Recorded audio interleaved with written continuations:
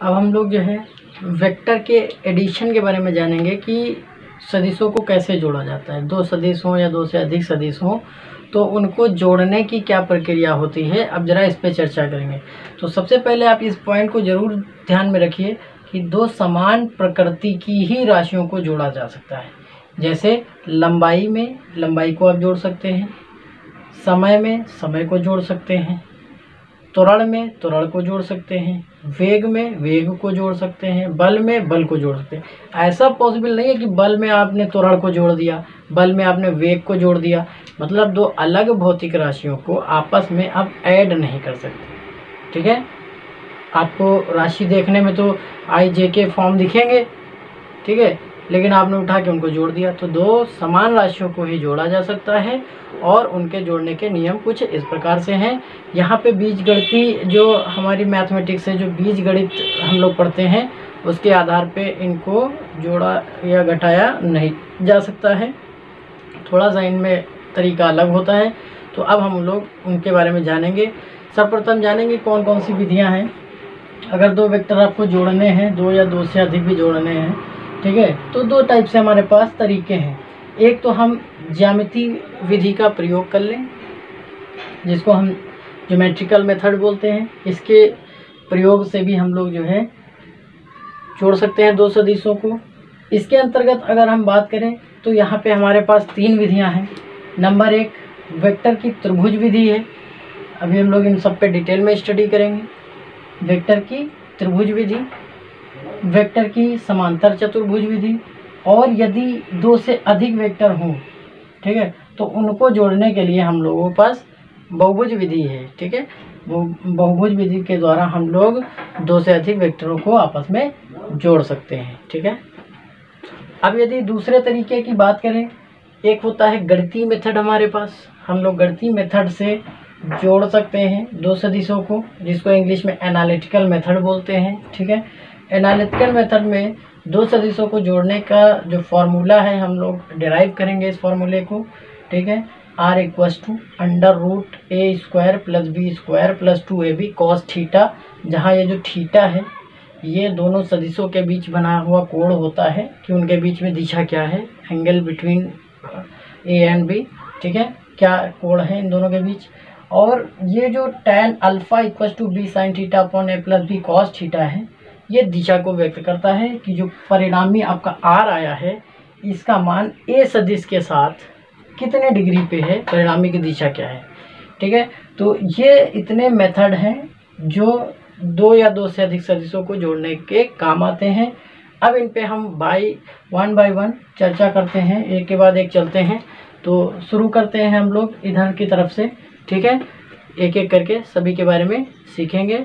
बहुत ही इम्पोर्टेंट है, इसको आप एक अलग जो है मैथ की तरह मान करके इसको सीख लीजिए। ठीक है, और आपके न्यूमेरिकल्स लगाने के टाइम, आपको कुछ डेरिवेशन करने के टाइम ये बहुत हेल्पफुल होने वाले हैं। ठीक है, अब हम लोग वेक्टर की त्रिभुज विधि क्या है इस पे डिटेल स्टडी करते हैं, कैसे किया जाता है इसको ज़रा जानते हैं। ठीक है, मान लीजिए आपके पास दो सदिश दिए हुए हैं। आपको एक सदिश ऐसे दे दिया गया है कि जो सदिश A है वो ये है, ये आपका एक सदिश है, सदिश A। ठीक है, और एक आपके पास दूसरा सदिश है ऐसे, ये आपका दूसरा सदिश है जिसका नाम है सदिश B। अब हम इसको जोड़ना चाहते हैं। ठीक है, तो जोड़ने का तरीका ये है कि आप इसको कहीं भी इसकी दिशा के अनुदिश, ये जो लाइन आप ऐसे ड्रॉ कर रहे हैं आगे पीछे, इसको कहीं भी ले जा सकते हैं, बस इस पथ पर। ये पाथ चेंज नहीं होना चाहिए। इस प्रकार से इस एरो को आप आगे ले जाइए, चाहे इसको पीछे ले जाइए, इस लाइन पे इसको ले जा सकते हैं। इसी टाइप से इसको भी इसकी जो मुख्य अक्ष है, इसकी अपनी जो प्रिंसिपल एक्सिस है, उसके अनुदिश आगे पीछे कर सकते हैं। ठीक है, तो जोड़ने के लिए ये दूर दूर नहीं होने चाहिए, इनको पास आना पड़ेगा। ठीक है, पास आने के लिए शर्त क्या है कि इनके जो अक्ष है, अक्ष के अनुदिश आप इसको आगे पीछे कर सकते हैं, कोण को चेंज किए बिना, परिमाण को चेंज किए बिना आप कहीं भी ले जा सकते हैं। तो अब हमने यहाँ देख लिया कि इनके बीच कुछ एंगल है, जो नहीं बदलना चाहिए। ये एंगल जो आपका थीटा है या जो भी है कुछ एंगल है, ये परिवर्तन नहीं हो, ठीक है, इसमें कोई मान में परिवर्तन नहीं होना चाहिए, ठीक है। तो इनको आप पास पास रख सकते हैं, ठीक। अब यहाँ पे जोड़ने के लिए क्या ज़रूरी है, अब हमें जोड़ने के लिए जो रिजल्टेंट आएगा, अब उसमें दो केस हो सकते हैं कि ये जो परिणामी है ये दो प्रकार से आ सकता है। एक हो सकता है कि ए के साथ आप बी जोड़ रहे हो, या फिर ऐसा भी हो सकता है दूसरी बात कि बी के साथ आप ए जोड़ रहे हैं। दोनों में डिफरेंस है, एक में क्या है ए में आप बी जोड़ रहे हैं, एक में क्या है बी में आप ए को जोड़ रहे हैं। तो दो अलग चीज़ें हैं, क्योंकि ये एक सदिश राशि है, इसमें बहुत डिफरेंस आ जाता है, ठीक है। यदि आप ए में बी जोड़ रहे हैं तो उसकी कहानी हम लोग देखते हैं, ठीक है। तो जब ए में बी आप जोड़ना चाहते हैं, ए के ऊपर बी जोड़ना चाहते हैं, तो आप ए को जो है अपनी लाइन पे रखिए, ठीक है, या बी के पास बढ़ा लीजिए और बी को लाके ए के सर पे रख दीजिए। जिसको जोड़ना होता है उसको, जिसके साथ जोड़ना होता है उसके सर पे लाके रख दीजिए और उसके बाद उनका प्रारंभिक और अंतिम बिंदु मिला लीजिए, तो आपको जो है परिणामी प्राप्त हो जाता है। चलिए इसी चीज़ को हम लोग करके देखते हैं। ये हम ए को आगे खिसका लेंगे, बी के पास कर लेंगे, ये हमारा जो है ए सदिश ऐसे पहुंच गया। बी वाले को हम पीछे ले आएंगे क्योंकि हमें बी को जोड़ना है ए के साथ, तो बी वाले को हम लोग क्या किए, पीछे ले आए। तो अब ये आपका ए सदिश था, ए के साथ बी को ऐड करना था, बी को हम लोग उसी अक्ष के अनुदिश पीछे ले आए। अब ये जो इसका प्रारंभिक बिंदु था, इसका जो अंतिम बिंदु था, इसको एक रेखा के द्वारा हम लोग सीधी रेखा के द्वारा जोड़ देते हैं।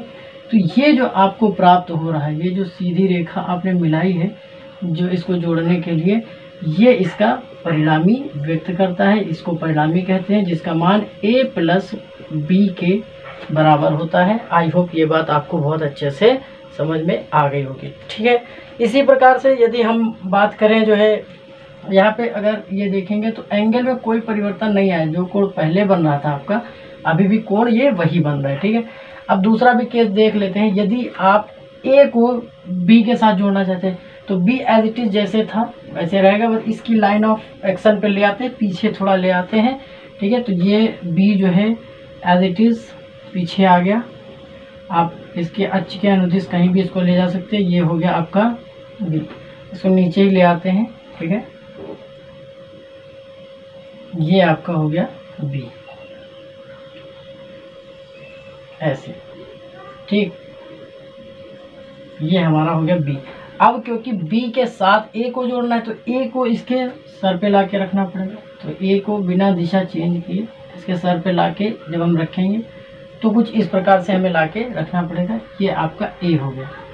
अब बी के साथ ए जोड़ना है तो ए को हमने क्या किया, बी के हेड पे लाके रख दिया। अब ये अंतिम बिंदु, ये प्रारंभ बिंदु, एक दूसरे के साथ हमें क्या करना पड़ेगा, जोड़ना पड़ जाएगा।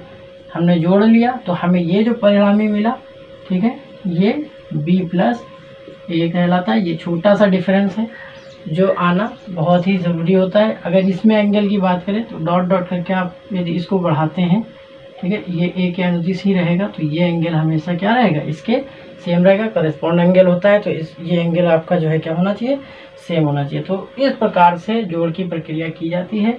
किसको जोड़ना है, किसके साथ जोड़ना है, दोनों बातें इंपॉर्टेंट रखती हैं।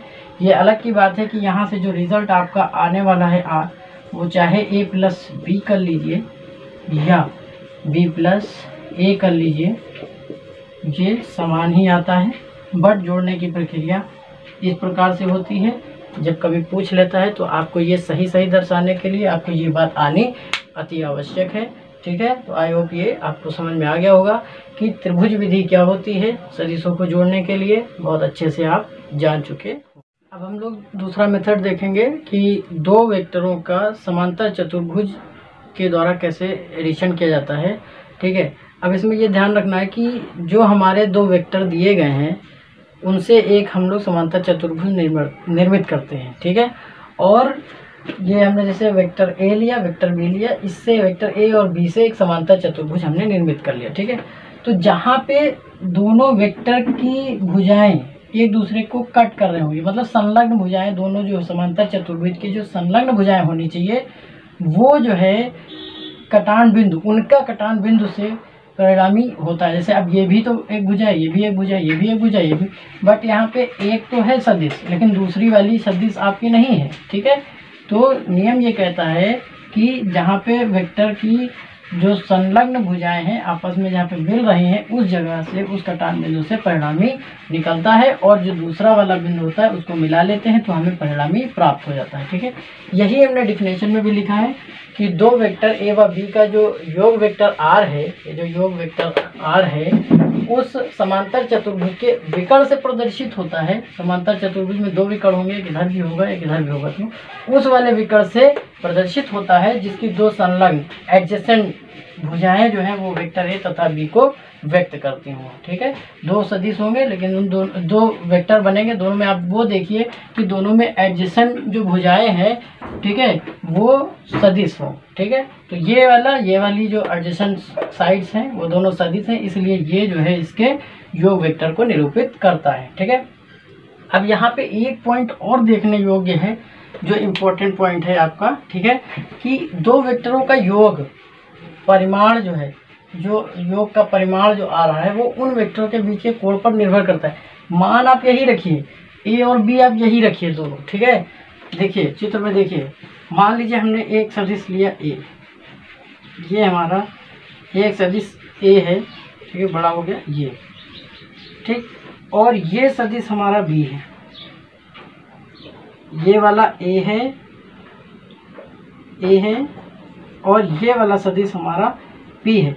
अब देखिए दोनों का कोण अलग अलग है, समांतर का मतलब दोनों के बीच 0 डिग्री का कोण है, तो इसका जब योग सदिश बनाएंगे तो वो आपका ये आएगा, दोनों का ऐड, ये पार्ट इसके सर पे जोड़ेंगे तो ये इसका योग सदिश आ जाएगा, ठीक है। इसी प्रकार से अगर हम कहें कि A जो है वो इस प्रकार से, ऐसे हमने A ले लिया और ये जो B है ये हमने इस दिशा में ले लिया, कोण बदल दिया हमने, तो अब जो योग सदिश आएगा वो कुछ इस प्रकार से आएगा, R बराबर ये आएगा A प्लस बी, ठीक है। तो R क्या है, बदल रहा है। अगर हम इसी को ऐसे कर दें, ये आपका A था, ये आपका B था, सदिश A सदिश B, यदि हम A को ऐसे कर दें और B को 90 डिग्री कर दें, तो अब आप देखिए योग सदिश के बारे में क्या कहेंगे। तो अब R ये हो गया, तो हम क्या देख रहे हैं, एंगल जैसे जैसे बदल रहा है। एक और लीजिए, ये मैंने बनाया और अब मैंने B को ऐसे बना दिया, इस कोण पे कर दिया, तो अब जो R का मान है वो देखिए, तो क्या हो रहा है कि ये जो R है, जो योग सदिश आ रहा है, इसका मान कोण पे निर्भर कर रहा है। यदि आप जस्ट अपोजिट कर दीजिए, ये आपका A सदिश हो गया, ये आपका B सदिश हो गया, ये A है, ये B है, और हम कहें इनका परिणामी बनाइए, तो इसका परिणामी जो है वो ये आ जाएगा, ठीक है ना। तो R जो है वो एंगल पे डिपेंड कर रहा है, हमारे ये परिमाण सेम है, हम ए बी के मान को नहीं बदल रहे हैं, लेकिन उनके जब हम बीच के एंगल को चेंज करते चल रहे हैं, बार बार चेंज कर रहे हैं, तो हमें जो रिजल्ट प्राप्त हो रहा है वो डिफरेंट प्राप्त होता चल रहा है। इसलिए हम कह सकते हैं कि दो वेक्टर का जो योग का परिमाण है वो उन वेक्टरों के बीच के कोण पर निर्भर करता है। This is very important point, ठीक है।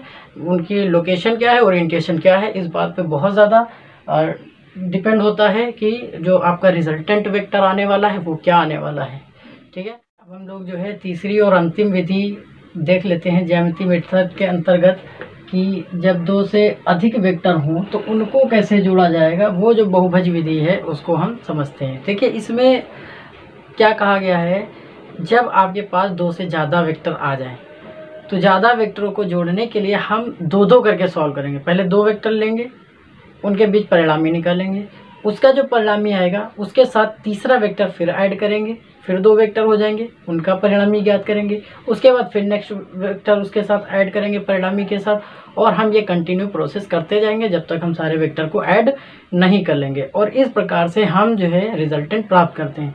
तो वही चीज़ प्रक्रिया जो हम करने वाले हैं, हमने शब्दों में लिख दिया है कि इस विधि में पहले हम उनमें से जो हमें ये सारे दिए गए हैं वेक्टर, उनमें से दो वेक्टरों का योग ज्ञात करते हैं और इस योग में तीसरे वेक्टर को जोड़ते हैं, और इस प्रकार जो है जोड़ने की जो विधि है वो आगे हम बढ़ाते रहते हैं और अंत में हमको परिणामी ज्ञात हो जाता है, रिजल्टेंट मिल जाता है।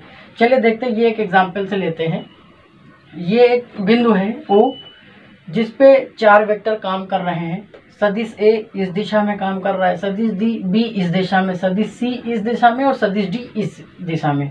अब हम इसका रिजल्टेंट की ये ऑब्जेक्ट किधर जाएगा वो जरा ऑब्जर्व करते हैं कि इस पे जोड़ परिणामी क्या आने वाला है, उसको जरा हम लोग देख लेते हैं। ठीक है, तो यहाँ पे समझते हैं। सबसे पहले हम 2 वेक्टर अपने A और B ले लेते हैं। तो A जो है, A में हम B को जोड़ेंगे। ठीक है, A में क्या करने वाले हैं, B को जोड़ने वाले हैं। ये हमारा मूल बिंदु था, यहाँ से ये हमारा A सदिश है, ये हमारा सदिश A हो गया। अब इसमें B को ऐड करना है तो जाहिर सी बात है B को लाके कहाँ रखना है, A के सर पे रखना है। तो हमने दिशा को ना ही बदला और ना ही इसके परिमाण को बदला और लाके B को यहाँ पे रख दिया। 2 वेक्टर आ गए। तो इनका जो परिणामी था, इनका जो परिणामी वेक्टर है वो आपको ये देखिए प्राप्त हुआ। A और B का परिणामी आपको ये प्राप्त हो गया।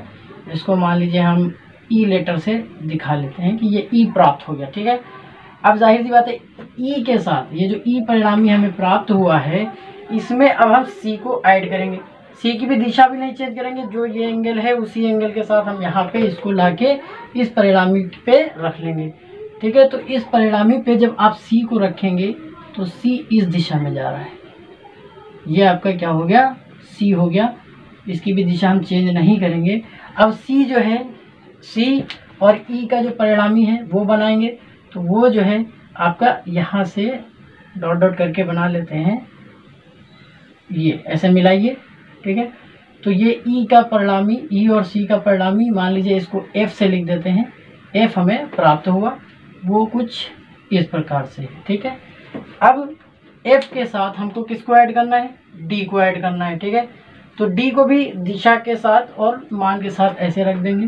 तो इस जगह पे दिशा के साथ, इसका दिशा नहीं बदलना है, जैसे था उसी दिशा में ये डी आपका यहाँ पे आ गया। ठीक है, अब इसको, इस बिंदु को फिर से यहाँ से मिला लेंगे। ठीक है, तो ये जो पॉइंट आपको मिला ये आपका परिणामी हो गया। ठीक है, तो रिजल्टेंट निकालने का ये तरीका है। जब एक से ज़्यादा, 2 से ज़्यादा जो है आपके पास सदिश आ जाएंगे तो हम लोग इस प्रक्रिया को अपनाते रहेंगे और अंत में जो हमारा बचेगा वो रिजल्टेंट होगा। और इस रिजल्टेंट का यदि मान की बात की जाए कि आर का मान जो आया है वो क्या आया है, तो ए में बी जोड़ा, बी में सी जोड़ा, सी में डी जोड़ा और डी जोड़ने के बाद हमें रिजल्ट मिल गया था। तो इसका आंसर कुछ इस प्रकार से आया हुआ है। ठीक है, तो आई होप ये बात आपको अच्छे से समझ में आ गई होगी। अब इसमें कोई डाउट नहीं रह गया होगा। ग्राफिकल मेथड के अंतर्गत ये 3 तरीके थे, तीनों हमने आपको सिखा दिए हैं। ठीक है, अब हम आगे देखेंगे कि नेक्स्ट क्लास में अपने कि कैसे जो है हम लोग गणितीय मेथड से रिजल्टेंट प्राप्त करते हैं 2 सदिशों का। उस पर भी हम लोग डेरिवेशन लगाएंगे, उसका भी हम लोग चर्चा करेंगे कि आर का मान कैसे आता है, दिशा कैसे निकाली जाती है। ओके।